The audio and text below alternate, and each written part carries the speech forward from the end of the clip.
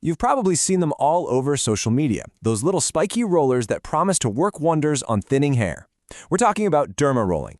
But here's the real question. Does this simple-looking tool actually work? And maybe even more important, is it safe? Let's get into it.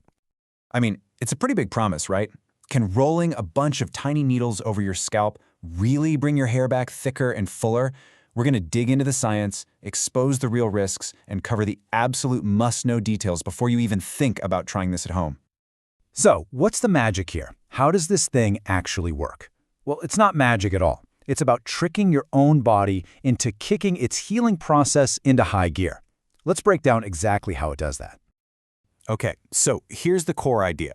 Derma rolling creates thousands of tiny, controlled punctures in your scalp. As our source, trichologist William Gaunitz puts it, this very specific minor trauma is the whole point. It's basically like sounding an alarm that tells your body, hey, we've got a situation here. Send the repair crew right now. It really boils down to this cool three-step process. First up, penetration. Those tiny needles create microchannels in the skin. Second, you get the trauma response. Your body immediately goes, whoa, injury, and it floods the area with healing goodies. We're talking stem cells and platelets that release all these amazing growth factors. And finally, the growth stimulus.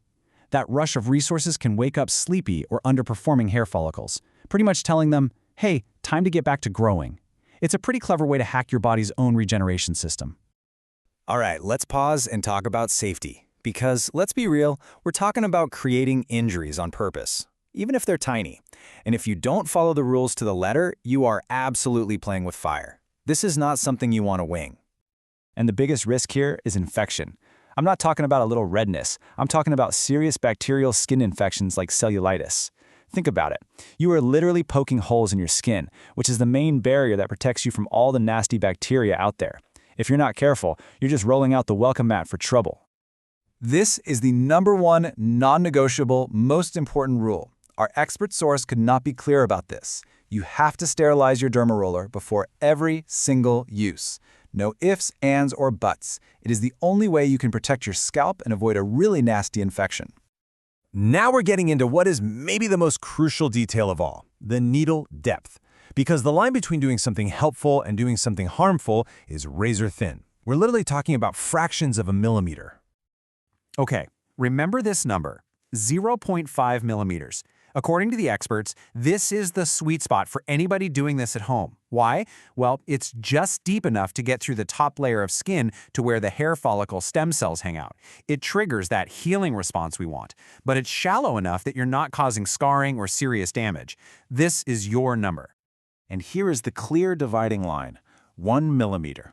The second you get to this depth, you are no longer doing a simple at-home cosmetic treatment. You've officially crossed over into medical procedure territory.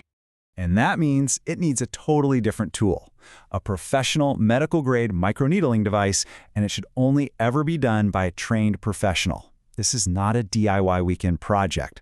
Trying to go this deep on your own is where the risk of real damage and infection shoots way, way up. So this chart breaks it all down perfectly. On one side, you've got your at-home routine. You're using a derma roller, and you're sticking to that 0.5 millimeter depth. On the other side is the medical treatment, a totally different microneedling device going 1.0 millimeter or even deeper. And check out the frequency. A medical treatment like that happens once a month, at the absolute most. This is your roadmap for doing this the right way. Okay, I know that was a lot of information, so let's pull it all together. Let's make a simple, final checklist so you can make sure you're getting this right, and most importantly, staying safe. So let's lock in these rules. Number 1, sterilize every single time. Number 2, if you're at home, you are using a 0.5 millimeter roller. That's it. Number 3, anything 1.0 millimeter or deeper, that's for a pro. It's a medical procedure. Number 4, those professional treatments are a once-a-month thing, max. And number 5, when in doubt, always, always put safety first. So look, derma rolling isn't some magic wand. It's a scientific procedure and it demands respect. The power to potentially improve your hair health is literally in your hands, but so is the responsibility to do it the right way. So you have to ask yourself, is your routine built on solid science or are you just rolling the dice?